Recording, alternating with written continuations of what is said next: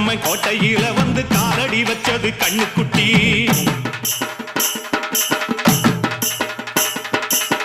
கெட்ட வழி போனதில்லை இது அப்பன மீறாத சிங்கக்குட்டி.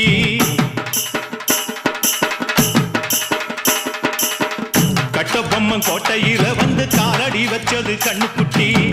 கெட்ட வழி போனதில்லை இது அப்பன மீறாத சிங்கக்குட்டி. எப்பவும் அம்புள்ள சுத்தந்தா இது மொத்தமும் அப்பனின் ரத்தந்தா. ஆட எப்பவும் அம்புள்ள சுத்தந்தா இது மொத்தமும் அப்பனின் ரத்தந்தா. கோயில் வாசல்ல ஆட நீதி தோக்கணுமா? நானும் பார்த்து நின்னா அது நியாயமாயிருமா?